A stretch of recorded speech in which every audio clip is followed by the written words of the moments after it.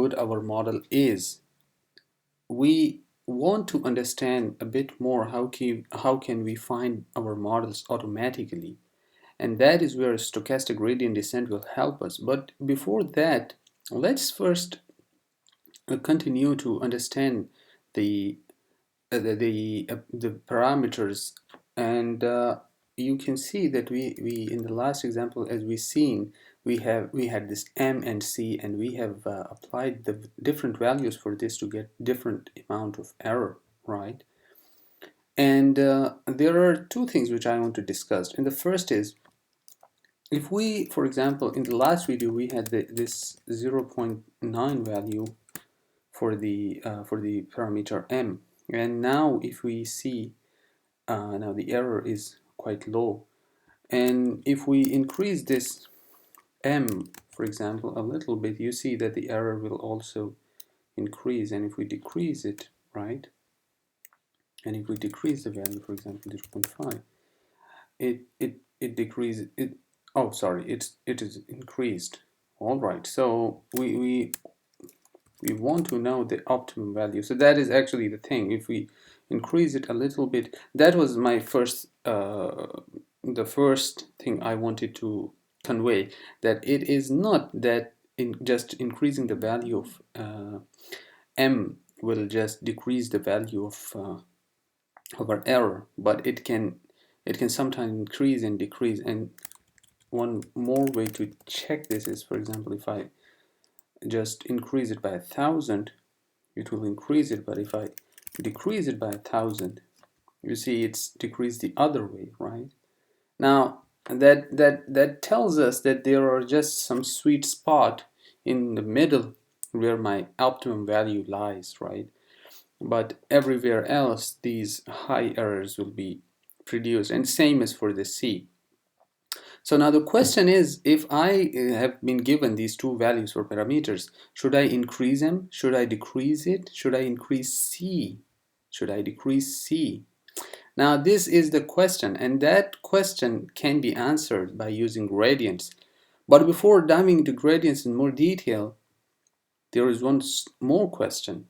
We can decrease this value by very small amount. For example, if it was 1, I can increase it by 0.5, but I can also increase it by multiplying by 500.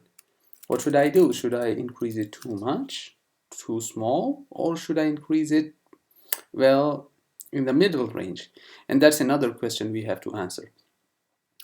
So let's see what happens. Now I want you to think about this m, and let's see if we increase the value of m, what happens to the error, right? And for that I have written this little code, and really this is just the error computation code that we did before, right? This is just the same error copied from here we did in the last video, sorry. And we are just increasing the value of m by 0.5 every time, right? And then we are plotting it, and you can see now that it is a curve, not a curve, a line, right? And it tells us that if we increase the value of m, our error will decrease, right? It's not really shocking news for us, because we already seen that manually, right? If we increase the value of m, it will decrease the value of our it will decrease the value of our m, right? Our error.